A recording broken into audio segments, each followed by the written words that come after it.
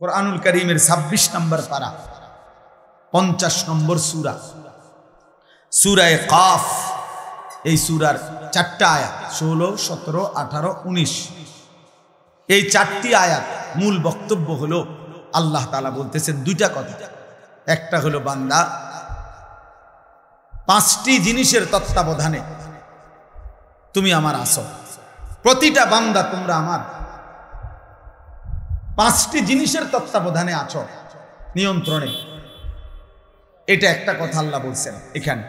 আরেকটা বলছেন এই তত্ত্বাবধান, এই নেগরান, এই পর্যবেক্ষণ, এই অবস্থার উপরেই একদিন সত্য সত্য তোমাদের মৃত্যুর যন্ত্রণা শুরু হবে, আর তোমাদের মৃত্যু হবে, তোমরা কবরে চলে যাবে।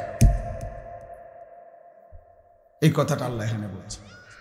১ নম্বরে আল্লাহ বলছেন ওয়ালাকাদ খালাকনাল ইনসান। প্রথম কথা বান্দা মনে রেখো, সমস্ত মানুষ আমি আল্লাহ সৃষ্টি করেছি। অতএব একটি মানুষ ১ সেকেন্ডের জন্য এই কথা ভাবার কোনো সুযোগ নাই আল্লাহকে, দুনিয়ার কারো ব্যাপারে আপনি এটা বলতে পারেন, দৌড় বেটা তোর নেতা, বেটা তোর নেতা কেডা, এতে কেডা আঙ্গালের ভূত কাঙ্গাল, এত কত বড় নেতা বেটা পকেটে রাহি বেটা। মানুষ অনেক সময় কয় না অহংকার দেখাইতে গিয়ে, যা বেটা বড়াই দেখাস বেটা। এ তো দুনিয়ার কারো ব্যাপারে বলা যায়, আল্লাহর ব্যাপারে বলা যাবে? আল্লাহ তাআলা বলেন আমাকে অস্বীকার করবা কেমনে বান্দা, আমি তো সৃষ্টি করেছি। ওয়ালাকাদ খালাকনাল ইনসান, আমি আল্লাহই তো সৃষ্টি করেছি। লাকাদ খালাকনাল ইনসানা ফি আহসানি তাকওয়িম, এই কায়নাতের সবচেয়ে সুন্দর আকৃতি দিয়ে আমি আল্লাহই তো মানুষকে সৃষ্টি করেছি। রব্বুল আলামিন বলেন কোটি কোটি আমার সৃষ্টি বান্দা, চারিদিকে তাকিয়ে দেখো, ফুল কত সুন্দর, ফল কত সুন্দর, পাখি কত সুন্দর, গাছ কত সুন্দর, মাছ কত সুন্দর। কিন্তু আল্লাহ বলে ৪টা কসম করে বলি বান্দা, তুমি তার চাইতে কোটি গুণ বেশি সুন্দর। যদি ফুল এত সুন্দর হয়, যদি মাছ এত সুন্দর হয়, যদি এই পৃথিবীর পাখিগুলো এমন সুন্দর হয়, আল্লাহ বলেন ওয়াত্তিনি ওয়াজ্জাইতুন ওয়া তুরি সিনিন ওয়া হাদাল বালাদিল আমিন, আমি ৪টা কসম করে বলছি বান্দা, তুমি সবচাইতে বেশি সুন্দর। তোমারে বড় যত্ন করে বানিয়েছি, তোমারে আমি বানিয়েছি। ইন্না খালাকনাল ইনসানা মিন নুতফাতিন আমশাজ, আল্লাহ বলেন তোমার বাবার কাছ থেকে বের হওয়া, তোমার মায়ের জরায়ুতে পৌঁছা, আমি আল্লাহর কুদরতে ওই ১ ফোঁটা নাপাক বীর্য থেকেই আমি তোমাকে সৃষ্টি করেছি। এই বহু জায়গায় কথাগুলো বলছে আল্লাহ, একই কথা বলছে আল্লাহ তাআলা বলছে ইন্না খালাকনাল ইনসানা মিন সুলালাতিন মিন তিন। আল্লাহ বলে শুকনো ঠনঠনে, কোনো কাদা নাই, পানি নাই, একদম শুকনো মাটি থেকে আমি আল্লাহই তোমাকে মানুষকে সৃষ্টি করেছি। রব্বুল আলামিন বলেন ইয়া আইয়ুহাল ইনসানু মা গাররাকা বিরাব্বিকাল কারীম, আল্লাহ বলে বান্দারে আমার, মানুষ রে আমার, এমন দয়ালু মেহেরবান মাওলা আমি আল্লাহ, আমার মতো এমন দয়ালু মেহেরবান মাওলাকে ছেড়ে দিতে কে তোমাকে ধোঁকা দিল? কে তোমাকে বলল যে ওই মালিককে সেজদা দিও না? কে তোমাকে বুঝাইয়া দিল না ফরমান? এমন মালিকের নাফরমানি করো, এই মালিকের নিষেধ শুনো না। সুদ কে হারাম করছে? ঘুষ কে হারাম করছে? মদ কে হারাম করেছে? জুয়া কে হারাম করেছে? চুরি কে হারাম করেছে? ডাকাতি কে হারাম করেছে? জিনা কে হারাম করেছে? ব্যভিচার কে হারাম করেছে? নামাজ পড়তে আদেশ কে করেছে? বেনামাজি হতে নিষেধ করেছে কে? এই নাফরমান। তাহলে এমন মালিকের নাফরমানি কেমনে করো? 365 দিনে খোদার এক বছরে কোনোদিনও ফজরের নামাজ পড়লা না, মুসলমানের বাচ্চা এত বড় জানোয়ার হয়?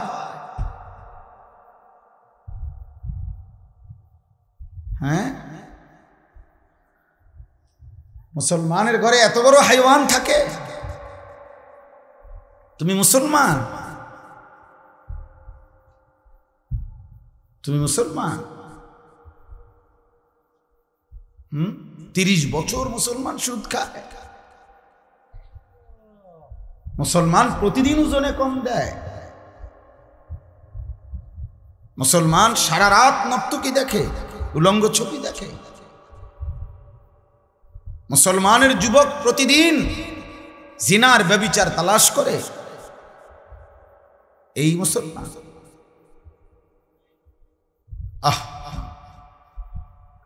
আমার কাছে কিতাব আছে, মিসালি নওজোয়ান, উর্দু কিতাব।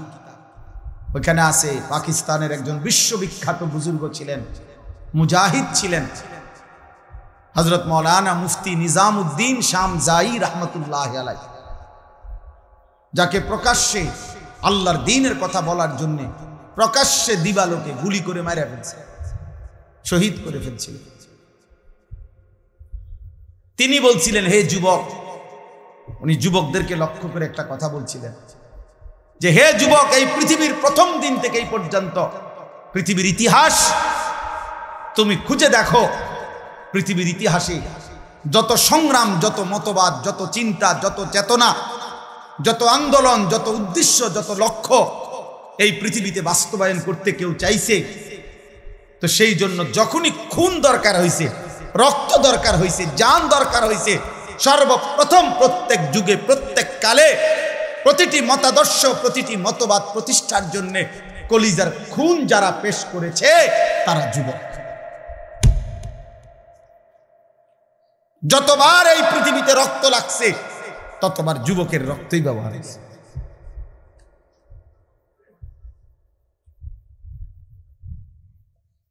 নওজোয়ানের রক্তই খুনি ব্যবহার। এজন্য যুবকের রক্ত বড় দাম, যুবকের ঘন্টার বড় দাম, যুবকের সেকেন্ড বড় দাম। আল্লাহ বলেন, আমি ওকে নিজে শক্তি দিছি। আল্লাহুল্লাযী খালাকাকুম মিন দুআফিন, আল্লাহ বলেন, আমি তোমাকে প্রথম সৃষ্টি করেছি দুর্বল শিশু। সুম্মা জাআলা মিন বাদি দুআফিন কুওয়া, সেই দুর্বল শরীরে আমি আল্লাহই দিয়েছি শক্তি, যৌবন। সুম্মা জাআলা মিন বাদি কুওয়াতিন দুআফান ওয়া শাইবা, আবার সেই শক্তি সামর্থ্যবান শরীরে আমি আল্লাহ আবার দিয়েছি দুর্বলতা এবং বৃদ্ধ। এই জন্য নওজোয়ান, কথা তো ছিল তোমরা ইসলামের জন্য লড়বা, কথা তো ছিল তোমরা আল্লাহর দ্বীনের জন্য কথা বলবা। এমন সুন্দর জীবন তোমরা, শত শত যুবক একেবারে ঠান্ডা মাথায় পরিকল্পিতভাবে বুঝে শুনে এমন সুন্দর রাত, হায়াত, দিন, ঘন্টা, নারী দেখতে দেখতে, ছবি দেখতে দেখতে, মোবাইল দেখতে দেখতে, অশ্লীল উলঙ্গ দৃশ্য দেখতে দেখতে, অনাদরে অবহেলায় এমন সুন্দর ঘন্টা, মিনিট, সেকেন্ড শেষ করে দিচ্ছে। ঠিক হলো না। এই পৃথিবী গড়বে কে? তাই ইসলামের জন্য কিছু করবে কে? তাই আল্লাহর দ্বীনের জন্য কিছু করবে কে? বাপ মজলুম গাজাবাসীদের তোলে বাঁচাবে কে? মজলুম ফিলিস্তিনিকে বাঁচাবে কে? সারা পৃথিবীর মজলুম মুসলমানকে কে বাঁচাবে? মাহাদির পক্ষ হয়ে লড়বে কে? তাই দাজ্জালের বিরুদ্ধে লড়বে কে? এই পৃথিবীর ইহুদিদের বিরুদ্ধে জিহাদ করবে কে? তাই আল্লাহর দ্বীনের জন্য বুক সোজা করে দাঁড়াবে কে? তাই তোমরা তো আমাদেরই সন্তান। তোমাদের যাদের বয়স 16 বছর, আমার 16 বছরের সন্তান আছে। আমার প্রথম সন্তানের বয়স 16 বছর। অতএব তুমি আমার সন্তান। তুমি ভেবে দেখো, রাসূলুল্লাহ সাল্লাল্লাহু আলাইহি ওয়াসাল্লামের দুইজন বিখ্যাত সাহাবী, কিশোর সাহাবী। একজনের নাম ছিল সামুরা ইবনে জুনদুব রাদিয়াল্লাহু তাআলা আনহু, আরেকজনের নাম ছিল রাফি ইবনে খাদিজ রাদিয়াল্লাহু তাআলা আনহু। দুইজনই কিশোর। কিশোর বলা হয় করিবুল বুলুগ, কিশোর বলা হয় এই 13, 14, 14.5, 15-র আগে, মানে যার বীর্যপাত শুরু হয় তাকে বলে যুবক। এর আগের টাইমটারে, এর আগের 1-1.5 বছর 2 বছরের কয় কিশোর।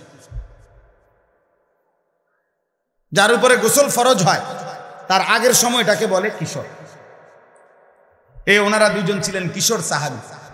বদরের যুদ্ধের দিন দুইজনেই ওনারা যুদ্ধের ময়দানে, তো রাফে দুইজনেই আসছে লাইনে, কিন্তু রাফে ইবনে খাদিজ উনি একটু চালাকি কইরা লাইনে যখন দাঁড়াইছে, তো বৃদ্ধাঙ্গুলের মধ্যে, সরাসরি হাদিসে আছে, বৃদ্ধাঙ্গুলির মধ্যে উনি একটু ভর দিয়া নিজের লম্বা দেখাইছে, ফলে উনার অনুমতি হয়ে গেছে ওই সাইজ দেখা, যে হে লম্বা আছে, ঠিক আছে, সমস্যা নাই, হ্যাগোর লগে মিলে। কিন্তু এই সামুরা ইবনে জুনদুব উনি আর এটা তো বোঝে নাই, উনি এমনি স্বাভাবিক দাঁড়ায় আসছিল, ফলে উনারে একটু ছোট মনে হয়েছে, তো উনারে সরাই দিছে মানে লাইন থেকে। উনি যখন বুঝছে উনারে আর নিবে না, তখন উনি উনার আব্বা কে বলছে, বাবা আপনি নবীকে বলেন আমারে তো নিবে না কয়। অথচ জানেন আব্বা, ওরে যে নিছে রাফে ইবনে খাদিজকে, ও আমার লগে কুস্তিতে পারবে না, কুস্তি লাগলে আমি ওরে হারাই লেতে পারবো। আপনি কোন নবী? আমার শক্তি বেশি, আমি সাইজে ছোট। আল্লাহ নবী সাল্লাল্লাহু আলাইহি সাল্লাম শুনে অবাক হয়ে গেছে, বলছে আচ্ছা তো লাগো তো দেখি। তো সত্যি সত্যি সামুরা ইবনে জুনদুব রাফে ইবনে খাদিজকে কুস্তিতে হারাইয়া ফেলছে। আল্লাহ নবী সাল্লাল্লাহু আলাইহি সাল্লাম দুইজন কিশোর সাহাবী জিহাদের আগ্রহ দেখে দুইজনকেই অনুমতি দিয়ে দিয়েছে। দোস্ত আমার, এ তো ইতিহাস, গল্প না। একটা মাহফিলের আয়োজন হয়েছে আর আমরা কিছু কথা বললাম, আর আপনারা শুধু 2-4 বার সুবহানাল্লাহ কইয়া চলে গেলেন। না রে বাপ, এতটুকুর জন্য মাহফিল না, একটু বিবেক জাগানো, অনুভূতি জাগানো, আখিরাতের ফিকির জাগানো, পরকালের ভয় তৈরি করা, নিজেদের দায়িত্ব, কর্তব্য, আত্মপরিচয়। যে পরিচয় জানে না ভাইয়া, তার চাইতে বড় বদনসিব, হতভাগা আর কি। কোনো বাসের মধ্যে যদি কোনো প্যাসেঞ্জার উঠে, কন্ডাক্টর যদি বলে ভাড়া দেন, কই নামবেন, এই প্যাসেঞ্জার যদি বলে আমি জানি না আমি কোথায় নামবো, তোমার যেখানে ভাল লাগে তুমি নামাই দিও। আহা, এই কন্ট্রাক্টর ওই হেল্পার রে যে দরজার কাছে দাঁড়াইয়া মানুষ উড়ায়, ওরে কি বলবে যে এই পাগল করতে উড়াইলি, এই মাতাল দিক কই যাবে, এটাও তারা বলবে কি না? বলো ভাই, এই বলো না। তাইলে তোমরা যারা 1 ওয়াক্ত নামাজ পড়ো না, তোমরা কই যাই বাবা? আমি জানতে চাইলাম, তোমার বলো না বাপ। তোমাদের যাদের চুল কাফেরের মতো, বেঈমানের মতো, এই ডান দিকে যাদের চুল বড়, বাম দিকে যাদের চুল বড়, সামনের দিকে যাদের চুল বড়, এ তো কাফেরের চুল। আর ঠিক কোন লাগতো না, এটাই সত্য, এটা ঠিকের কিতাব, এটাই তো সত্য কথা। হ্যাঁ, এটা কারো ঠিকের জন্য অপেক্ষা নাই, এটাই সত্য।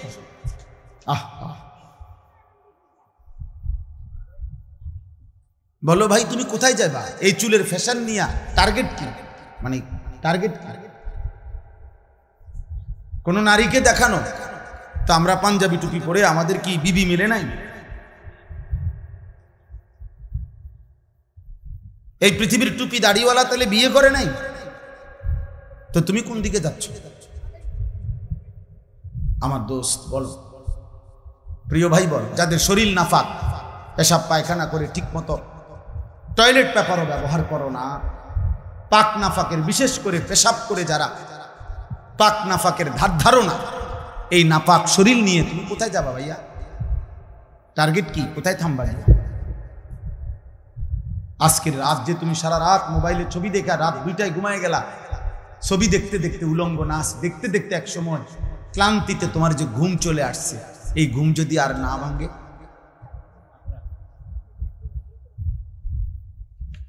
অনেক সিএনজির পিছনে লেখা থাকে, বাসের পিছনে লেখা থাকে, ঘুম ভাঙলে সকাল, না ভাঙলে পরকাল, লেখা থাকে না? ভেবে দেখো ভাইয়া। তো এই নাফাক শরীর কেউ তো জানলো না, তো তোমার গন্তব্য কোথায়? গন্তব্য কোথায়? এই জন্য আল্লাহ তাআলা বলছেন, বান্দা যাচ্ছ কোথায়? তুমি আমার থেকে ছুটবা কেমনে? আমি তো তোমাকে সৃষ্টি করেছি। ওয়ালাকাদ খালাকনাল ইনসান। এই জন্য এই কথা আল্লাহ প্রথম প্রত্যেককে মনে করাই দিছে, বান্দা মনে রেখো তুমি কিন্তু আমার সৃষ্টি। যদি তোমার সামান্য বিবেকও থাকে তাহলে তুমি আমার নাফরমানি কমপক্ষে করতে পারো না, কারণ আমি তোমারে বানাইছি, তুমি আমার। এই কায়নাত আমি সৃষ্টি করেছি তোমার জন্য। হুয়াল্লাযী খালাকা লাকুম মা ফিল আরদি জামিআ। আল্লাহ বলছে तमाम দুনিয়ার সব কিছু আমি আল্লাহ তোমাদের জন্য সৃষ্টি করেছি। ওয়াসাখখারা লাকুম মা ফিস সামাওয়াতি ওয়াল আরদ। আল্লাহ বলেন আসমান ও জমিনের সব আমি আল্লাহ তোমাদের অধীনস্থ করে দিয়েছি। আমি অধীনস্থ না করলে তোমাদের বিমান বাতাসে উড়তো না, আমি অধীনস্থ না করলে তোমাদের জাহাজ পানিতে ভাসত না। এটা আমি আল্লাহ তোমাদের অধীন করেছি। ওয়াযাল্লালনাহা লাহুম ফামিনহা রাকুবুহুম ওয়া মিনহা ইয়াকুলুন। সূরা ইয়াসিনের আয়াত। আল্লাহ বলেন চতুষ্পদ প্রাণী, গরু, ওট, মহিষ, গাধা, ঘোড়া, আল্লাহ বলেন এগুলো আমি তোমাদের অধীন করেছি। ফলে কোনোটা তোমরা জবাই করে গোশত খাও, আর কোনোটার পিঠে চড়ে তোমরা চলাফেরা করো। আমি অধীন না করলে পারতাম না। একটা ঘোড়া তুমি তোমার মতো দেড় বিড়া বেড়া ঘোড়ারে তুমি সামাল দিতে পারতাম না, পারতা না। একটা লাথি দিলে তুমি উড়ে যাবে। কিন্তু আল্লাহ বলেন ওকে আমি তোমার অধীনস্থ করে দিয়েছি বান্দা। তাহলে এই গোটা কায়নাত আমি তোমার জন্য দিলাম, তোমাকে আমি বানাইলাম। মিন আইয়ি শাইইন খালাকাহু ফাকাদ্দারা সুম্মা সাবিলা ইয়াসসারা। আল্লাহ বলে ধীরে ধীরে আমি সৃষ্টি করেছি। একদিন মায়ের পেট থেকে আমি তোমার বের হওয়ার রাস্তা সহজ করে এই পৃথিবীর আলো দেখবার সুযোগ দিয়েছি। আমি সুযোগ দিয়েছি বান্দা। আলাম নাজআল লাহু আইনাইন। আল্লাহ বলে দুইটা চোখ। বলো তো বান্দা, তোমার বিবেক যদি থাকে তুমিই বলো, আমি কি তোমাকে দুইটা চোখ দেই নাই? কথা বলে উত্তর দেন। দিয়েছেন? ওয়ালিসানাও ওয়া শাফাতাইন। আল্লাহ বলে জিহ্বা আমি দেই নাই? দুইটি ঠোঁট আমি দেই নাই? বলে এভাবে বারবার কোরআনে আল্লাহ তাআলা মনে করাই দিচ্ছে, বান্দা আমি সৃষ্টি করেছি, আমি সৃষ্টি করেছি। তুমি আমার থেকে সরতে পারবা না, তুমি আমার বাঁধন থেকে ছুটতে পারবা না। যত বড় শক্তিধরী হও, তুমি যত বড় অহংকারী হও না কেন, তুমি জমিনে যত বড়াই করো না কেন, আমার অধীন থেকে তুমি ছুটতে পারবা না। ওয়ালা তামশি ফিল আরদি মারাহা ইন্নাকা লান তাখরিকাল আরদা ওয়া লান তাবলুগাল জিবালা তুলা। আল্লাহ বলে আমার বান্দা অহংকার করে জমিনে হেঁটো না, কারণ যত জোরেই পাও মারো না কেন তুমি তো মাটি ফাটাইতে পারবা না। আবার ঘাড় যত উঁচাই করো না কেন তুমি তো ওই পাহাড় সমান লম্বা হইতে পারবা না। বড়াই করো, অথচ বৃষ্টির ফোঁটা পানি জমিন ছিদ্র করে ফেলে, কিন্তু তোমার বুট জুতা তো জমিন ফাটাইতে পারে, ফাটাইতে পারে। এক তাল গাছ তো তোমার চাইতে লম্বা, এক সুপারি গাছ তো তোমার চাইতে লম্বা, একটা খেজুর গাছ তো তোমার চাইতে লম্বা। অহংকার করো কেন? এক বুজুর্গকে, এক যুবককে, এক বুজুর্গ আল্লাহর ওলি ওই যুবককে বলছিল, হে যুবক অহংকার না করে ধীরে সুস্থে হাঁটো। যুবক তখন বলছিল, হে মিয়া আমা তারিফুনি, চেনেন আপনি আমাকে? আমি কে? কথা বলতেছেন। তখন ওই বুজুর্গ বলছেন, হ্যাঁ চিনি তো তোমাকে, চিনি। কে বলেন? চিনি তোমাকে, তুমি হলা সেই মানুষ যার প্রথম শুরু ছিল দুর্গন্ধযুক্ত নাপাক একটু বীর্যের ফোঁটা। তোমাকে চিনি আমি, ও চিরেই মৃত্যুর মাধ্যমে যে হয়ে যাবে দুর্গন্ধযুক্ত একটা পচা লাশ। তোমাকে চিনি আমি, যে এই হায়াতটুকু নিজের পেটে প্রতিদিন চলাফেরা করতেছে, বহন করছে কিছু নাফাক পায়খানা। এই হলে তুমি। বড়াই করছো কেন? তোমার আমি চিনি না?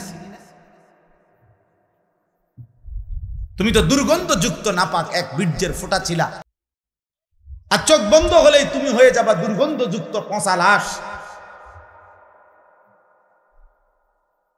আর পেটে এখন তোমার আছে দুর্গন্ধযুক্ত কিছু পায়খানা। তো যার শুরু মাঝখান শেষ সবই দুর্গন্ধ, তার আবার অহংকার কিসে? তার আবার অহংকার কিসে? একজন বিশ্ববিখ্যাত খলিফা ছিলেন হযরত ওমর ইবনে আব্দুল আজিজ রাহমাতুল্লাহি আলাইহি, ইসলামের পঞ্চম খলিফা। তিনি বলতেন মাঝে মাঝে কবরস্থানে গিয়ে হযরত ওমর ইবনে আব্দুল আজিজ কবরের দিকে তাকাইয়া বলতো, ইয়া মাউতু মাজা ফাআলতা বিল আহিব্বা। হে মৃত্যু, হে কবর, আমার বন্ধুদের সাথে তুমি কি করেছো বলো? আমার আপনজনদের সাথে তুমি কি করেছো বলো তো? আইনাল আহবাব, আইনাল আসদিকা, আইনাল জুল্লাস, আইনাস সাম্মার। অর্থ হলো আমার বন্ধুরা কোথায়, আমার আত্মীয়রা কোথায়, আমি যাদের সাথে বসতাম তারা কোথায়, আমি যাদের সাথে রাত গল্প করতাম তারা কোথায়? তো হযরত ওমর ইবনে আব্দুল আজিজ বলতেন, কবর আমাকে ফিরাইয়া বলে যে আমি তোমার বন্ধুদের হাত পাও, চোখ, নাক, কান, প্রতিটা গিরা, প্রতিটা জোড়া একটা একটা করে খুলে ফেলছি, আর এই মাটির সাথে রেজা রেজা করে মিশায় ফেলছি। অতএব প্রিয় ভাই, লম্বা করার আর দরকার নেই, এই অল্প কথাই মূল কথা, মূল বক্তব্য এটা। আল্লাহ তাআলা বলেন, আমাদেরকে মনে করাই দিছে, বান্দা নাফরমানি করো না বান্দা। ওয়ালাকাদ খালাকনাল ইনসান, আমি বানিয়েছি তোমাকে। প্রতিটা মানুষকে কে বানিয়েছেন বলেন? এরপরে আল্লাহ বলেন, ওয়া না'লামু মা তুওয়াসবিসু বিহি নাফসু। আল্লাহ তাআলা বলেন, দ্বিতীয় কথা মনে করাইছে যে বান্দা তোমার অন্তরের গভীরে, একদম ভিতরে অন্তরের গভীরে যদি একটা গুনাহের কুমন্ত্রণা, খারাপ কাজের, আল্লাহর একটি নাফরমানির চাহিদা তৈরি হয় অন্তরের গভীরে, এখনো প্রকাশ পাও নাই, এখনো বলো নাই, এখনো করো নাই, শুধু তোমার অন্তরে তৈরি হইছে, আল্লাহ বলে বান্দা আমি সেটাও জানি। জানে? কথা বলেন না, আল্লাহ জানেন? অবশ্যই জানে আল্লাহ। আমাদের অন্তরের গভীরে যেই কল্পনা, ওয়াসওয়াসা, কুমন্ত্রণা, আল্লাহ সেটাও জানে। তাহলে এখানে চোখের গুনাহ আল্লাহ জানে, কানের গুনাহ আল্লাহ জানে, হাতের গুনাহ আল্লাহ জানে, পায়ের গুনাহ আল্লাহ জানে। যিনি অন্তরের গভীরে কোনো কল্পনা করলেও জানে, তো বাহিরের গুনাহ তিনি জানবে না? 3 নাম্বার, আল্লাহ তাআলা বলেন, ওয়া নাহনু আকরাবু ইলাইহি মিন হাবলিল ওয়ারিদ। আল্লাহ তাআলা 3 নম্বরে বলতেছেন, বান্দা মনে রেখো, এটা এমনি দেখাই, এই যে আমাদের শরীরে প্রথম এই যে পশম এগুলা, এরপরে চামড়া, এরপরে গোশত, এরপরে রক্ত। এই রক্ত যে মানুষের শরীরে সার্কুলেশন হয়, মানে রক্ত চলে, রক্ত কিন্তু প্রত্যেকটা রক্ত যেটা জেনে এনেই থাকে না, এটা চলতে থাকে, সার্কুলেশন হয়, রক্ত প্রবাহিত হয় শরীরের মধ্যে, স্যালাইনের নলের মতো, স্যালাইনের তারের মতো মানুষের রক্তের সাথে সূক্ষ্ম থেকে সূক্ষ্ম শিরা উপশিরা আছে, রগ রেশা আছে, যেগুলো মানুষের সারা দেহের রক্ত সঞ্চালন করে। কোনো একখান দিয়ে যদি ওই তার ছিঁড়ে যায় স্যালাইনের নলের মতো, তাহলে কিছুক্ষণ পরে ওই মানুষটা মৃত্যুবরণ করবে। নির্জীব হইয়া গিয়া। তো আল্লাহ তাআলা বলেন চামড়ার ভিতরে, পশমের ভিতরে চামড়া, চামড়ার ভিতরে গোশত, গোশতের ভিতরে রক্ত, রক্তের সাথে যেই শিরা উপশিরা, তোমার রগ রেশা যেটার দ্বারা রক্ত প্রবাহিত হয়, আল্লাহ বলে বান্দা মনে রেখো আমি তার চাইতে বেশি তোমার কাছে। তুমি আমারে ফাঁকি দিবা কেন? তুমি আমাকে ফাঁকি দিবা কেমনে বান্দা? আমি তো তোমার ঘরের বারান্দায় থাকি না, আমি তো তোমাকে গ্যারামে থাকি না, আমি তো তোমাকে জেলায় থাকি না, আমি তো তোমার শরীরের রক্ত প্রবাহিত শিরা উপশিরা আমি তার কাছে থাকি, আমারে আড়াল করো। এই তিনটা কথা। আরেকটু তাহলে তিনটা হইল। এক নাম্বার, আল্লাহ আমারে মনে করাই দিছে আনিস আমি তোমাকে সৃষ্টি করেছি। দুই নাম্বার, আল্লাহ আমাকে বলতেছে আনিস তোমার অন্তরের গভীরে যেই কথা আসা যাওয়া করে কল্পনাগুলো আমি জানি। তিন নাম্বার, তোমার রক্তের শিরা উপশিরায় আমি আল্লাহ তাআলা তার চাইতে বেশি কাছে আছি। এবার চার নম্বরে আল্লাহ বলেন ইজিয়াতালাক্কাল মুতালাক্কিয়ানে আনিল ইয়ামিনে ওয়া আনিশ শিমালি কাঈদ। আল্লাহ বলে বান্দা চার নম্বরে মনে রেখো 24 ঘন্টা তোমার ডানে এবং বামে আমার দুইজন ফেরেশতা আছে। আছে? কথা বলে না? আছে তো? ওরা লিখছে। এই চারটা হয়। 5 নাম্বার, মা ইয়ালফিজু মিন কাউলিন ইল্লা লাদাইহি রাকিবুন আতীদ।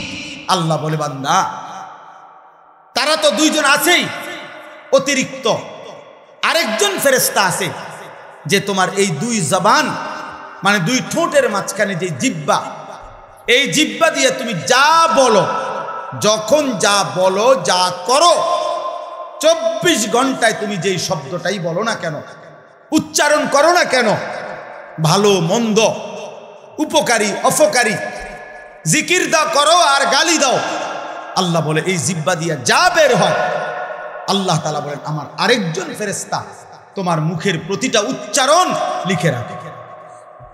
এই কয়টা হলো? 5টা। কয়টা? 5টা। এক, আমি তোমাকে সৃষ্টি করেছি, আমার থেকে যাইবা কেমন? 2, তোমার অন্তরের গভীর বিষয়টা আমি জানি, আমার থেকে লুকাবা কেন? 3, আমি তোমার রক্ত প্রবাহিত শিরা উপশিরা তার চাইতে বেশি নিকটে আছি, তুমি আমাকে লুকাবা কেন? 4, আমার দুইজন ফেরেশতা 24 ঘন্টা তোমার পাশে আছে, তুমি তাদের ফাঁকি দিবা কেন? 5, আমার একজন ফেরেশতা তোমার জবানের সমস্ত উচ্চারণ লিখে রাখতেছে, তাকে আড়াল করবা কেন? এবার আল্লাহ বলেন শেষ কথা হলো এই, আল্লাহ তাআলা বলেন ওয়াজাআত সাকরাতুল মাউত বিল হক। বান্দা এই আমি দেখতেছি, আমি জানি, আমি তোমার কাছে আছি, আমার দুইজন ফেরেশতা, আমার একজন পৃথক জবানের কথা লেখার ফেরেশতা, এই পুরা তত্ত্বাবধানের ভিতরেই আমি আল্লাহ তোমারে জানিয়ে দিলাম, তুমি কাজে লাগাও বা নষ্ট করো হায়াতটাকে, আমল করো কিংবা নাফরমানি করো, আনুগত্য করো আর অবাধ্যতা করো, তুমি মনে রাখো এই অবস্থাতেই একদিন তোমার ওয়াজাআত সাকরাতুল মাউত বিল হক, সত্য সত্য কাজে লাগাও আর বরবাদ করো, একদিন সত্যি সত্যি তোমার মৃত্যু যন্ত্রণা চলে আসবে, মৃত্যুর সময় হয়ে যাবে।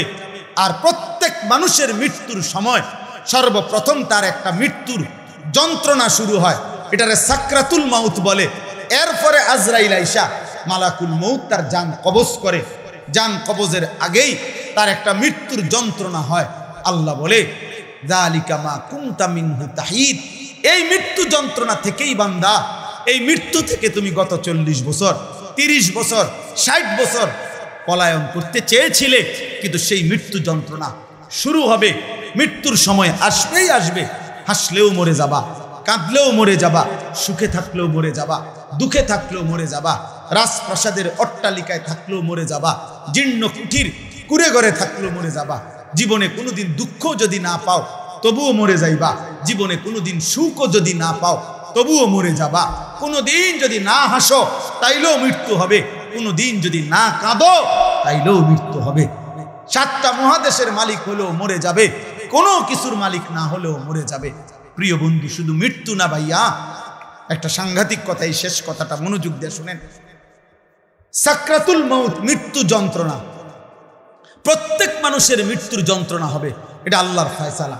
সে নবী হোক, উম্মত হোক, পৃথিবীর সর্বশ্রেষ্ঠ নেককার হোক আর পৃথিবীর সর্বশ্রেষ্ঠ কাফের হোক, নাফরমান হোক, মৃত্যু যন্ত্রণা সবার হবে। তিনি নবী হন আর উম্মত হন, মৃত্যু যন্ত্রণা সবার হবে। আমাদের প্রিয় নবী সাল্লাল্লাহু আলাইহি ওয়াসাল্লামেরও সাকরাতুল মউত, মৃত্যু যন্ত্রণা ছিল, বিশুদ্ধ হাদিসের মধ্যে আছে।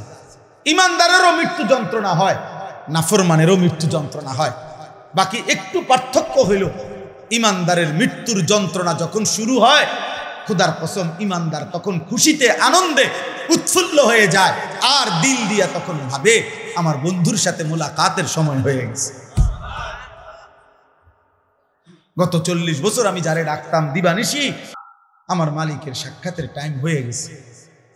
এই জন্য মুমিনের মৃত্যু যন্ত্রণা তার কাছে আনন্দকর, আনন্দকর, মজাদার, তৃপ্তিদায়ক, কারণ সে বুঝে এবার আমার মাহবুব, এবার আমার মাওলা, এবার আমার আল্লাহর সাথে আমার সাক্ষাৎ হবে। কিন্তু প্রিয় ভাই, আমি এই কথাটাই শুধু বুঝাইতে চাই, তাফসীরের মধ্যে আছে কোন নাফরমানের, কোন পাপী আল্লাহর প্রতি ঠিক মতো ঈমান নেয় নাই, হারামের উপরে ছিল, চুরি, ডাকাতি, জিনা, ব্যভিচার, মদ, জুয়া, সুদ, ঘুষ, কিস্তি, মা বোন বেপর্দা, বেহায়া, নাটক, সিনেমা, নাচ, গান, অশ্লীলতা, বেহায়াপনা, হারাম উপার্জন, এভাবে যে ব্যক্তি জীবন কাটাইছে, একটা উদাহরণ শুধু তাফসীরের মধ্যে লিখছে। ভাইয়া, এই উদাহরণটা শুধু শোনো, ছেলেরাও, বাবারাও, আমিও। এই পৃথিবীতে যদি কেউ, কিতাবে লিখছে যে 900 বছর একটানা, মনে করেন কেউ পৃথিবীতে হায়াত পাইছে, কয়শো বছর? এই 900 বছর সে আল্লাহর নাফরমানি করছে, আল্লাহর অবাধ্যতা করে গেছে। কিন্তু 900 বছরে 1 সেকেন্ড কোনোদিন তার কষ্ট হয় না, কোনোদিন সে কোনো দুঃখ, কষ্ট, বেদনা পায় নাই। মনে করেন, ধরে নেন 900 বছরে কোনোদিন কষ্ট কাকে বলে, দুঃখ কাকে বলে, যন্ত্রণা কাকে বলে সে বুঝে নাই, সে বুঝে নাই। খোদার কসম, তাফসীরের মধ্যে লিখছে, এমন ব্যক্তি 900 বছর টানা নাফরমানি করে কিন্তু কোনোদিন যে এক বিন্দু কষ্ট পায় নাই, ওই ব্যক্তিরও 900 বছর পরে যখন মৃত্যুর যন্ত্রণা শুরু হবে, আল্লাহর কসম, কসম খোদার তাফসীরে লিখছে, 1 সেকেন্ডের মৃত্যু যন্ত্রণা শুরু হলেই ওই নাফরমান তার 900 বছরের দুনিয়ার বেঁচে থাকার হায়াত, সুখ আর আনন্দ 1 সেকেন্ডেই ভুলে যায়। কবরের আযাব পরে, জাহান্নামের আযাব পরে, হাসরের আযাব তো পরে মিয়া। এই মৃত্যু যন্ত্রণার 1 সেকেন্ডেই সে তার সুখের দুনিয়া সব ভুলে যাবে। এজন্য 60 বছরও যদি নারী দেখো, ছবি দেখো, হারামের উপরে থাকো, হারামখোর, মৃত্যুর প্রথম সেকেন্ড তোমার দুনিয়া ভুলাই দিবে। মৃত্যুর প্রথম সেকেন্ড। ইমানদারের মৃত্যু যন্ত্রণাই যেখানে ভয়ানক, নাফরমানের মৃত্যু যন্ত্রণা কেমন? আমার কাছে কিতাব আছে, ওয়াজাআত সাকরাতুল মাউত বিল হক, আরবি কিতাব, এই কিতাবের নামে এটা। ওই কিতাবের মধ্যে লিখছে, নবীজির একজন বিখ্যাত সাহাবী হযরত আমর ইবনুল আস, ওনাকে জিজ্ঞেস করা হয়েছিল মৃত্যুর পূর্বে, ওনার ছেলে আব্দুল্লাহ ইবনে আমর ইবনুল আস, ছেলেটাও সাহাবী ছিল। উনি জিজ্ঞাসা করছে যে, আব্বা, আপনি তো নবীজির একজন বিখ্যাত সাহাবী, এই মৃত্যুর পূর্ব মুহূর্তে মৃত্যুর যন্ত্রণা, সাকরাতুল মাউত আপনার কাছে কেমন লাগতেছে? নবীর সাহাবী বলতেছে, ইয়া বুনাইয়া কাআন্না জিবালাদ দুনিয়া আলা সাদরি ওয়া কাআন্নি আতানাফাসু মিন সাকবিল ইবরা। সাহাবী বলে, বাপ, ছেলেরে আমার, মৃত্যুর এই পূর্ব মুহূর্তে সাকরাতুল মাউত, মৃত্যু যন্ত্রণাটা আমার কাছে মনে হচ্ছে এই পৃথিবীর সমস্ত পাহাড় আমার বুকের উপরে চাপা দিয়ে রাখছে। কাআন্না জিবালাদ দুনিয়া আলা সাদরি, আর আমি যেন একটা সুইয়ের ছিদ্র দিয়া, সাকবিল ইবরা, সুইয়ের ছিদ্র দিয়া আমি যেন নিঃশ্বাস নিতেছি, আমার কাছে মৃত্যু যন্ত্রণা এমন মনে হচ্ছে। হযরত নূহ আলাইহিস সালাম ৯৫০ বছর দুনিয়াতে ছিলেন, ইমানদার নবী। ওই কিতাবে লিখছে নূহ নবীকে মৃত্যুর পূর্বে জিজ্ঞেস করা হয়েছিল, যখন ওনার মৃত্যু যন্ত্রণা শুরু হয়েছে, ওনারে বলছিল যে হে নবী নূহ, আপনি দুনিয়াতে কতক্ষণ ছিলেন, কতদিন ছিলেন দুনিয়া? উনি বলছে আমার মনে হইতেছে এক ব্যক্তির একটা ছোট্ট ঘর ছিল, যেই ঘরের দুইটা দরজা, এক দরজা দিয়ে ঢোকে, আরেক দরজা দিয়া বাইর হয়। উনি বলেন আল্লাহর কসম, আমার মনে হয়েছে আমি যেন দুনিয়ার হায়াতে এতটুকু ছিলাম যে এই ব্যক্তির এই ঘরের এই দরজা দিয়ে ঢুকছি আর ওই দুটা বাইর, এই কদ্দুর আমার মনে হইতেছে। অথচ কয় বছর? ৯৫০। উনি বলতেছেন আমার এখন কখন? সাকরাতুল মউতের সময়। প্রিয় ভাই, নবীর যদি হয় এমন, সাহাবার যদি মনে হয় এমন, তো তোমরা যারা নামাজ পড়ছো না দোস্ত, তোমাদের কি মনে হবে?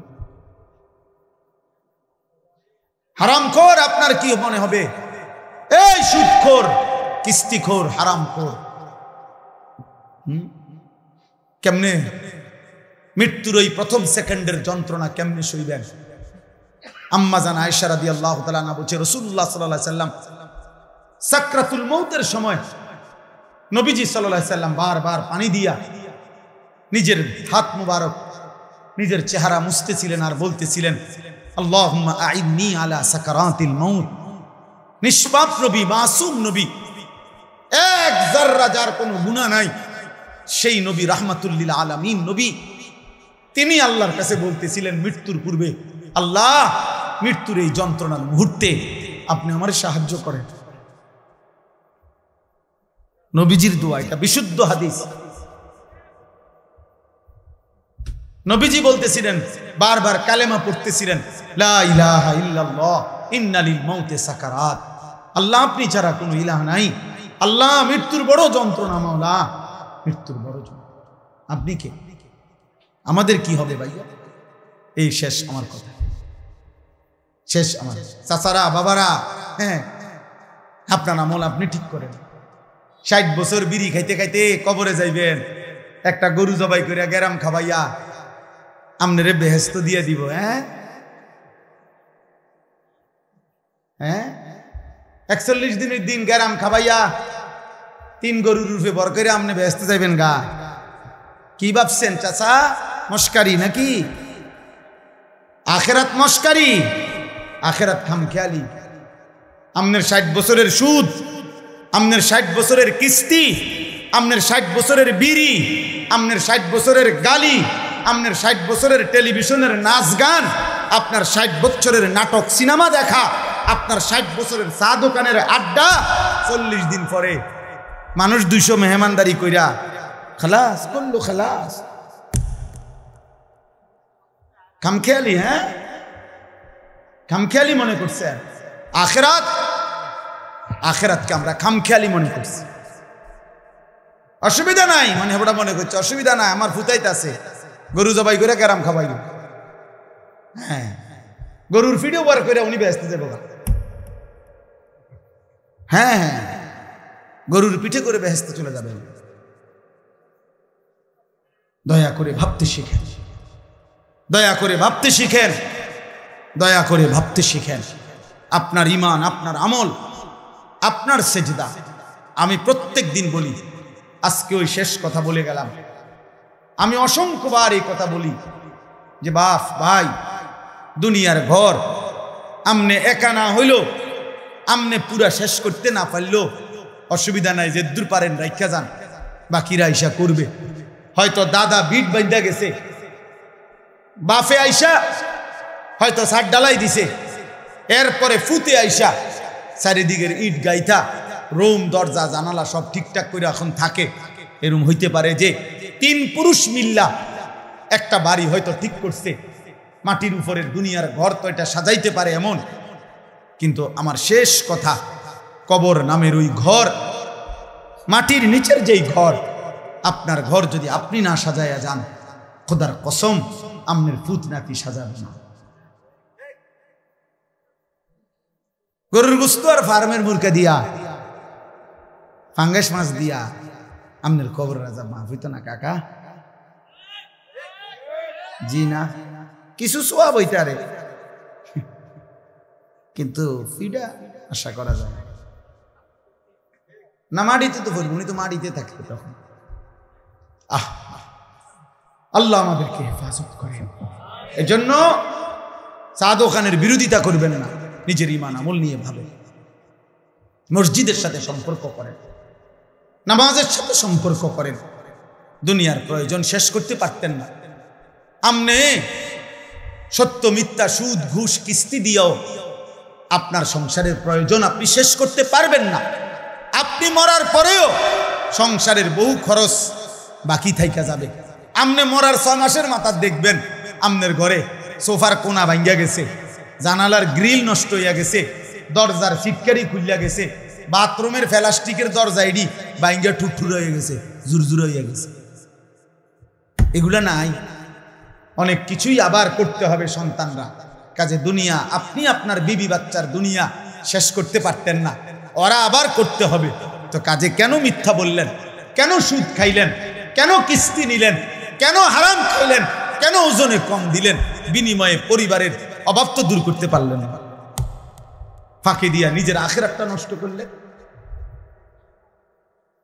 অতএব দয়া করে প্রত্যেকেই নিজ হায়াতে, যার হায়াত আছে যতক্ষণ, সুযোগ আছে ততক্ষণ, এখন তওবা করেন, এখন চোখের পানি ফেলেন, এখন কাঁদেন, ইনশাআল্লাহ বরকত হবে। আল্লাহ তাআলা আমাদেরকে তৌফিক দান করেন, আল্লাহ তাআলা আমাদেরকে কবুল করেন। আজকের এই মাহফিল আল্লাহ তাআলা বরকত দান করেন। যাদের ভালোবাসায়, যাদের আয়োজনে এই মাহফিল, মসজিদওয়ালা সকলকে আল্লাহ তাআলা মাফ করে দেন। আমার কিশোর ছেলেরা একজনও যদি বুঝে থাকো ভাইয়া, সবাই একসাথে বদলাবে না, আমরা এটা জানি বাপ, কিন্তু আমার অনুরোধ রইল নওজোয়ান তোমাদের কাছে, দয়া করে তোমরা প্রত্যেকেই নামাজ পড়ো, গুনাহ ছাড়ো বাপ, মোবাইলের ছবি, নারীর নেশা কমাও বাপ। যে চাহিদা আল্লাহ দিছে আল্লাহ সেটা পূরণ করে দিবে। পেটের খিদা যিনি দিছেন তিনি খাবারেরও ব্যবস্থা করছেন, পানির তৃষ্ণা যিনি দিছেন তিনি পানিরও ব্যবস্থা রাখছেন। অতএব লজ্জাস্থানের চাহিদা যিনি দিয়েছেন, হালাল স্ত্রী তিনি ব্যবস্থাও করে দিবেন। তুমি সবর করো, কুত্তার মতো, জানোয়ারের মতো পরের নারীর দিকে হা করে তাকায় থাইকো না বাপ। ওয়ানাশহাদু আন্না সাইয়্যিদানা ওয়া হাবিবানা ওয়া মাওলানা মুহাম্মাদান আবদুহু ওয়া রাসূলুহু। আম্মা বা'দ, فأعوذ بالله من الشيطان الرجيم. بسم الله الرحمن الرحيم.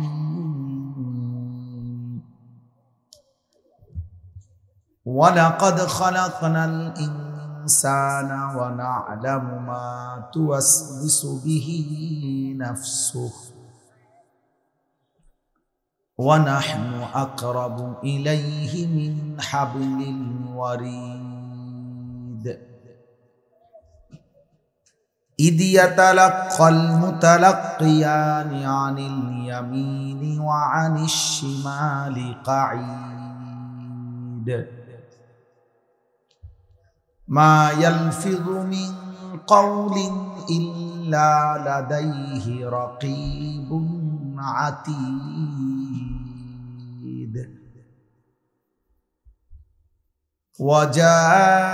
وجاءت سكرة الموت بالحق ذلك ما كنت منه تحيد صدق الله مولانا العظيم. وقال نبينا صلى الله عليه وسلم أكثروا ذكر هادم اللذات. اللهم صل على محمد وعلى آل محمد কামা সাল্লাইতা আলা ইব্রাহিম ওয়া আলা আলি ইব্রাহিম ইন্নাকা হামিদুম মাজিদ। আল্লাহুম্মা বারিক আলা মুহাম্মাদিন ওয়া আলা আলি মুহাম্মাদ কামা বারাকতা আলা ইব্রাহিম ওয়া আলা আলি ইব্রাহিম ইন্নাকা হামিদুম মাজিদ। সুবহানাকা লা ইলমা লানা ইল্লা মা আল্লামতানা ইন্নাকা আনতাল আলিমুল হাকীম। আলহামদুলিল্লাহ। আল্লাহ পাক রব্বুল ইজ্জত সুল জালাল ওয়াল ইকরামের ফজল কারাম, রব্বুল আলামিনের ইহসান, মেহেরবানি, দয়া, আল্লাহ তাআলা আমাদেরকে আজ 5 অক্টোবর 2025 রোজ রবিবার কুমিল্লা জেলা দেবিদ্বার উপজেলাধীন আব্দুল্লাপুর বাইতুল মাগফিরাত জামে মসজিদের উদ্যোগে 5ম বার্ষিক তাফসীরুল কোরআন মাহফিলে আল্লাহ তাআলাই আমাদেরকে আসবার বসবার আল্লাহর জন্যই জমা হওয়ার তৌফিক দান করেছেন। আলহামদুলিল্লাহ। প্রথম ছোট্ট 2টা কথা। 1 নম্বর কথা হলো, ছেলেরা তোমরা যারা দাঁড়ায় আছো সবাই বসতে হবে, নয়তো চলে যেতে হবে। যদি কারো বসতে অসুবিধা হয় তাহলে চলে গেলে ভালো, আর নয়তো বসতে হবে। পিছনে এখনো জায়গা আছে, আর জায়গা না থাকলে প্রয়োজনে নিজেদের জুতার উপরে ভর দিয়া হলো বসো, এটা আমার আদেশ। আর নয়তো চলে গেলে ভালো, দয়া করে এটা বসতে হবে। ভাই চলো ভাই, সবাই চলো, চলো বসো, ওখানে গিয়ে বসো, বসো। এই যে এমনি পারো এমনি বউ, এই যে পিছনে তোমরাও বসো। এই ছেলে বউ,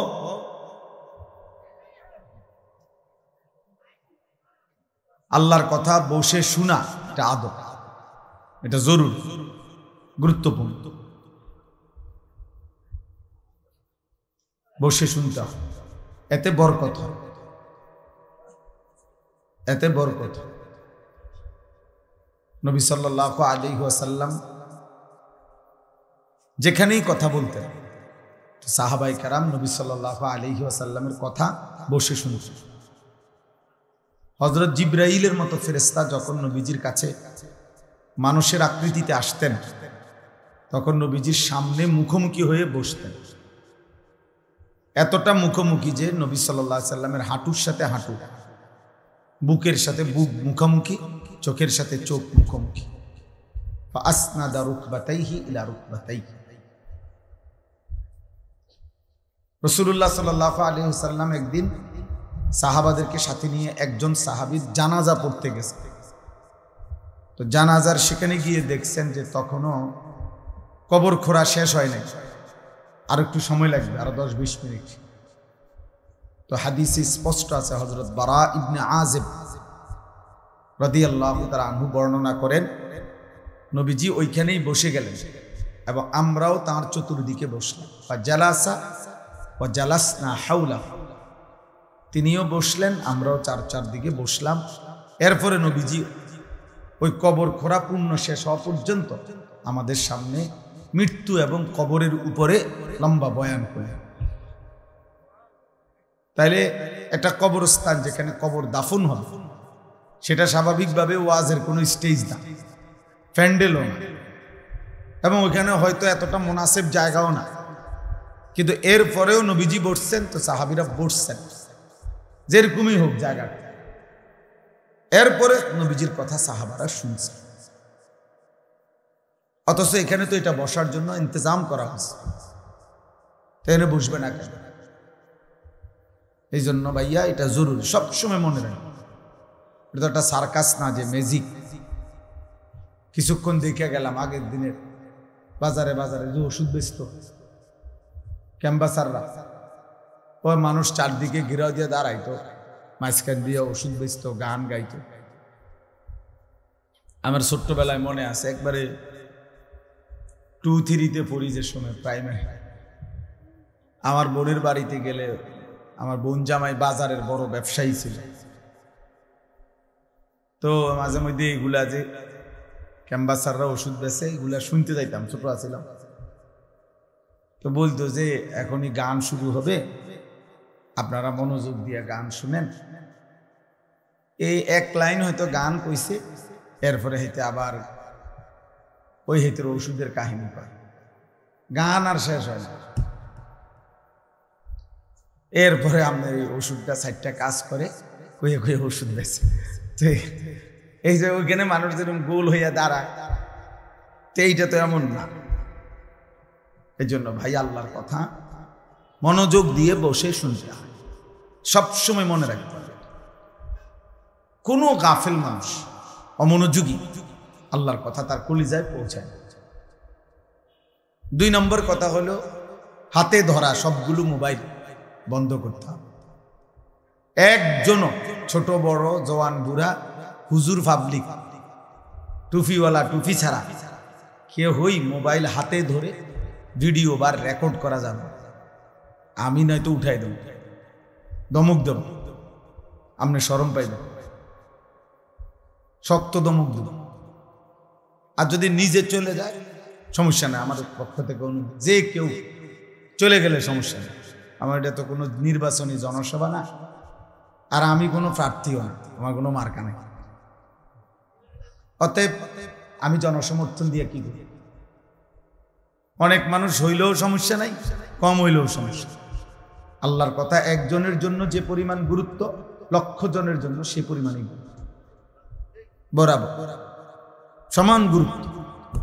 নবী সাল্লাল্লাহু আলাইহি ওয়াসাল্লাম একজনকেও কালেমার দাওয়াত দিয়েছেন, 1000 জনকেও দাওয়াত দিয়েছেন। এজন্য ভাই একটা ছেলে কিছুক্ষণ সময় আমরা একদম ঘড়ি ধরা, টাইম হিসাব করা। অতএব অল্প একটু সময় মনোযোগ দিয়ে আমাদের চেহারার দিকে তাকিয়ে আল্লাহর কথা শুনলে বরকত।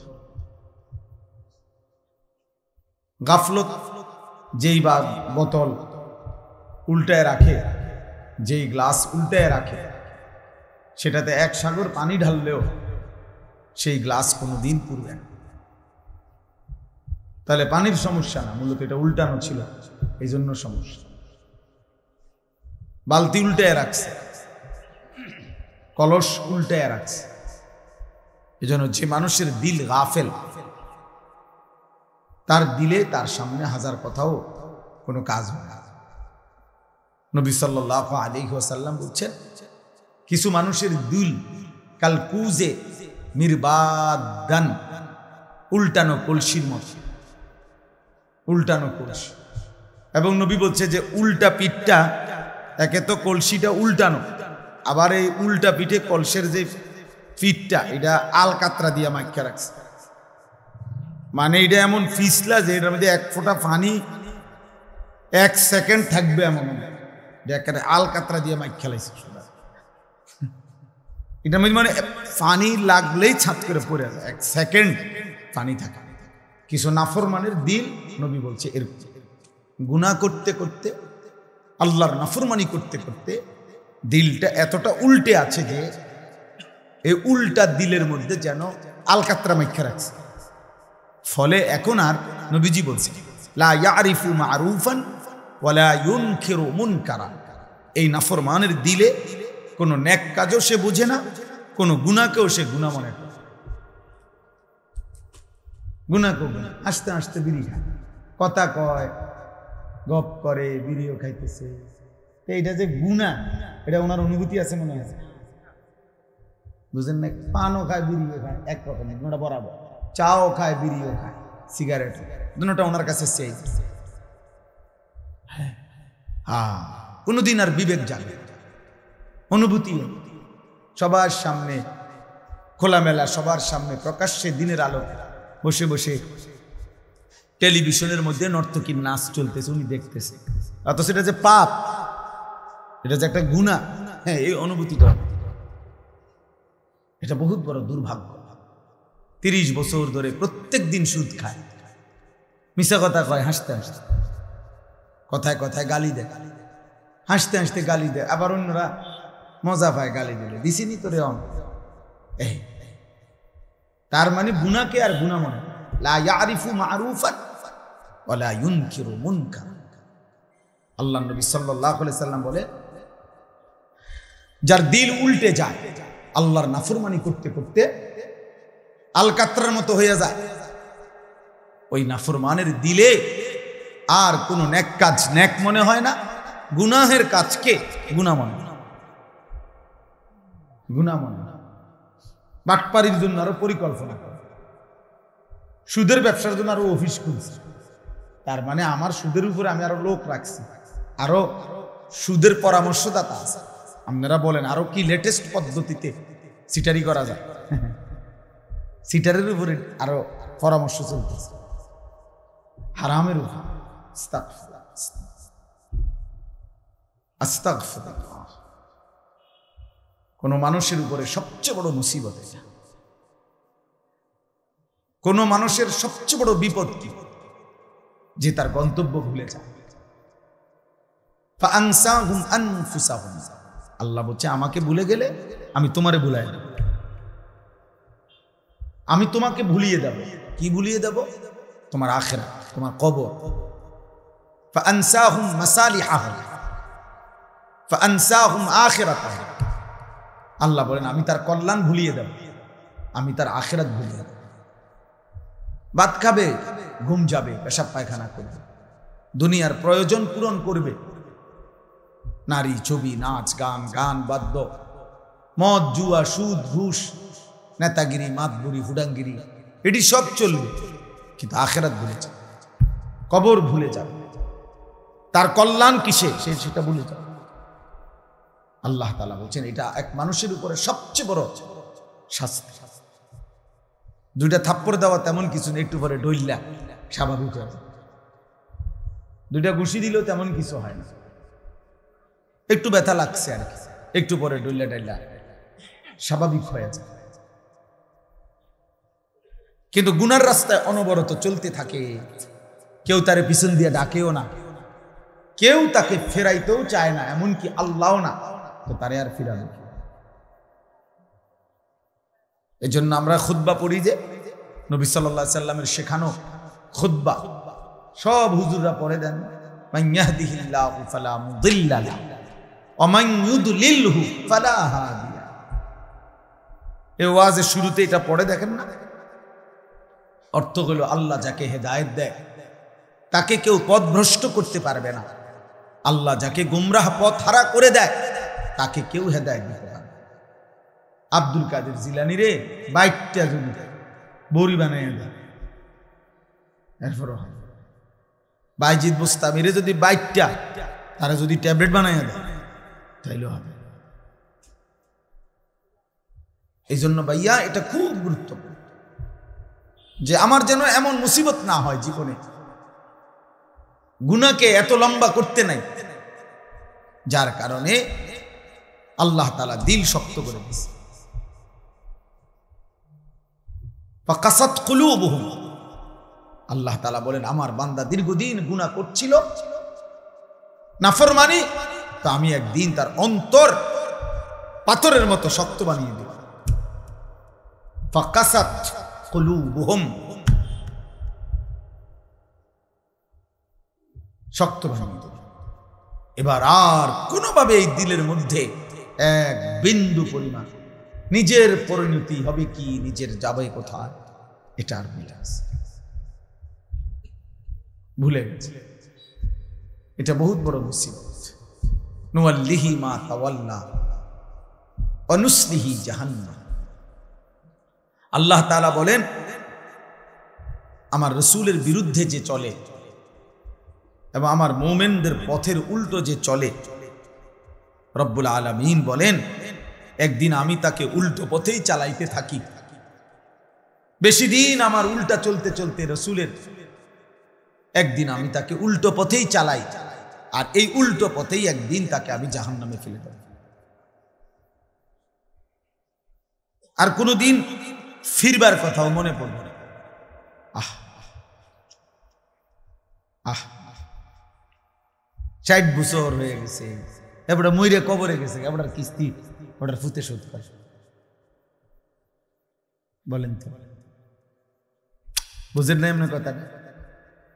ওনার ব্যাংকের লোন ওনার ফুতে শোধ করে, তো উনি কি মৃত্যু পর্যন্ত কোনোদিন মনে হয়েছিল ওনার গুনার কথা? কেমনে মনে হয়? ওনার কিস্তি না চলে অনেক।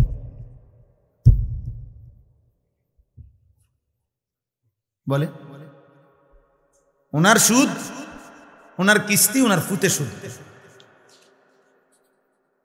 স্বামী মারা গেছে, বউয়ে, আমি জানি খবর, বউয়ে বাজারে দোকানদারদের কাছে আইটা স্বামীর সুদে টিয়া উঠে, বউয়ে বোরকাঘাত দিয়া পর্দানসীন সুদ কর, পর্দা করে, বোরকাঘাও দিয়ে সুদের টিয়া উঠে।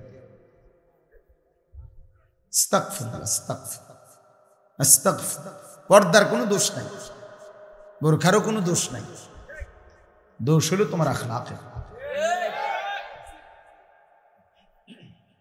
দোষ তোমার আখলাক। আমি একদিন একজন বলছে যে দাড়ি রেখে মিশা কথা কয়, আমি না, দাড়ি রেখে তো মিশা কথা বলা যায়, অসুবিধা কি? দাড়ি রেখে মিশা কথা বলা যায় না? কথা বলেন না কেন? মিথ্যা বলা কবিরা গুনাহ নেই, তো এই শেভ করলে যায় তো, তো আর কি, মিথ্যা কথা তো আলাদা জিনিস, এটা লাগে দাড়ির লোক আমি লাগাইছি। মিথ্যা কথা বলা, এটা শেভ বলা হোক আর দাড়ি বলা হোক, সবার জন্যই তো হারাম, তো এটা আমরা দাড়ির লোকে লাগাইছেন। হ্যাঁ, রোজা রেখে মিশা কথা কয়, তো রোজা রেখে মিশা কথা বলে অসুবিধা, মিশা কথা কি রোজা ছাড়া যায় যাচ্ছে না? কথা বুঝেন নাই? এটা রোজার লাগাম না, মিথ্যা কথা লাগাইছেন। রোজার সাথে তো এটার সম্পর্ক, আখলাকের সাথে সম্পর্ক। এই জন্য আপনি যদি বলেন যে বোরকা পরে মিশা কথা কও, না না, বোরকা পরে মিশা কথা বলে সমস্যা কি? মিথ্যা বলা হারাম, সবার জন্যই হারাম, সব অবস্থায় হারাম। এই জন্য এটা জরুরি বিষয়, এটা বহুত ভয়ানক বিষয়। আমি এটাই দেখাইতে চাইছিলাম। এই দেখেন, ওয়ালা ইয়াকুনু কাল্লাযীনা উতুল কিতাবা মিন ক্বাবলু ফাতালা আলাইহিমুল আমাদু ফাকাসাত কুলুবুহুম ওয়া কাসীরুম মিনহুম ফাসিকুন। আল্লাহ বলে, আমার মুমিন বান্দারা ওই ইহুদিদের মতো, ওই বেঈমানদের মতো হইও না, যারা এত বেশি পরিমাণ, আমি তাদেরকে আসমানি কিতাব দিয়েছিলাম, কিন্তু আমার আসমানি কিতাবের ওয়াহির হুকুমকে প্রত্যাখ্যান করে লম্বা লম্বা স্বপ্নের আশা, স্বপ্নের জাল বুনে তারা নিজেদের আশা পরিপূর্ণ করতে হালাল হারামের মিশ্রণ করে চলতে লাগলো। ফলে আমি একদিন ফাকাসাত কুলুবুহুম, তাদের অন্তর পাথরের মতো মজবুত করে ফেলব। এইবার আর পাক নাফাক, হালাল হারাম, জায়েজ না জায়েজের কোনো অনুভূতি জাগে না। মাকেও দেখে, নিজের বোনকেও দেখে, রাস্তার মহিলাকেও দেখে, বিবিকেও দেখে, টেলিভিশনের নর্তকীকেও দেখে। মানে এই নাফরমানের কাছে হালাল হারামের কোনো পার্থক্য নেই। ওর কাছে ওর বিবি আর টেলিভিশনের মহিলা বরাবর, নিজের বউরও দেখে, সিনেমার নর্তকীরও দেখে, বরাবর বরাবর। ও তার মাকেও দেখে, অন্যের নারীকেও দেখে, বরাবর বরাবর। এই স্বভাব জানোয়ারের স্বভাব, এই স্বভাব কুকুরের স্বভাব। কুকুরের কাছে পাক নাফাক আলাদা কিছু না। কুকুর মানুষের ফেলে দেওয়া খাবারও মুখ দেয়, পায়খানা তো মুখ।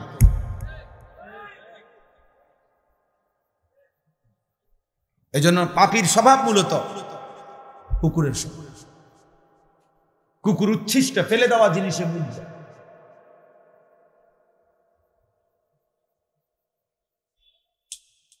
আল্লাহ আমাদেরকে বুঝতাম দোস্ত। এই জন্য আমি বলতেছিলাম, আল্লাহর কথা মনোযোগ দিয়ে শুনবা। দিল দিয়া গাফেল হইলে, অমনোযোগী হইলে, দিলটা উল্টায় ফেললে মুশকিল। আল্লাহ নবী সাল্লাল্লাহু আলাইহি ওয়াসাল্লাম বলছেন, ইন্না কুলুবাল ইবাদ বাইনা ইসবাআইন মিন আসাবি'ir রহমান ইউকাল্লিবুহু কাইফা ইয়াশা।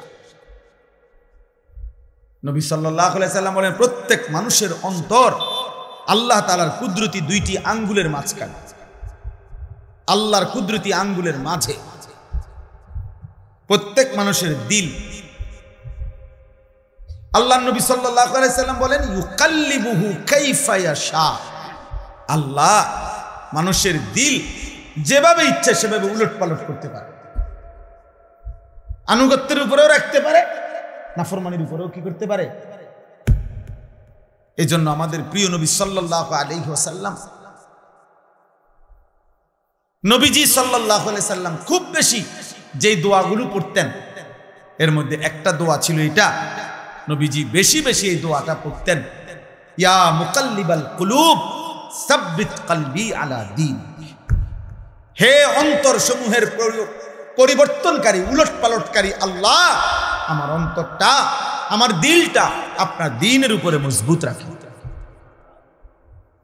আমি যেন ঘুম যেতেও আপনাকে মনে রাখি, আমি যেন ঘুম থেকে উঠেও আপনাকে মনে রাখি, আমি যেন আপনাকে ভুলে না যাই, আপনাকে ভুলে না যাই, আমি যেন আপনাকে ঘুমাবার আগেও মনে রাখি, ঘুমাতে উঠেও মনে রাখি। এই জন্য নবী সাল্লাল্লাহু আলাইহি ওয়াসাল্লাম ঘুম যেতেও দোয়া করতেন, ঘুম থেকে উঠেও দোয়া করতেন। কিন্তু আল্লাহুম্মা বিসমিকা আমুতু ওয়া আহয়া।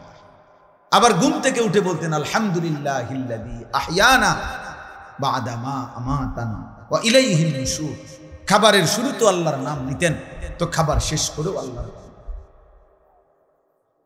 বাথরুমে ঢুকতেও আল্লাহর নাম নিতেন, তো বের হয়েও আল্লাহর নাম। প্রত্যেকটা নড়াচড়াতে ওয়ালা জুনুবিহিম, আল্লাহ বলছে মুমিন প্রতিটা নড়াচড়ায় তুমি তোমার মালিকের মালিক।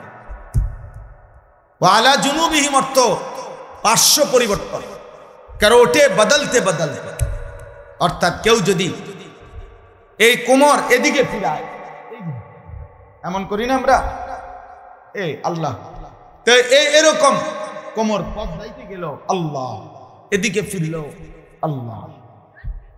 ওয়ালা জুনুব, আল্লাহ চাই বান্দা এভাবে আমার নাম। আমার শায়েখ আল্লামা মুফতি মুশতাকুন নবী কাসিম, আমি হুজুরে বহু দেখছি, ওনার সাথে আমি লম্বা লম্বা পথ সফর করছি।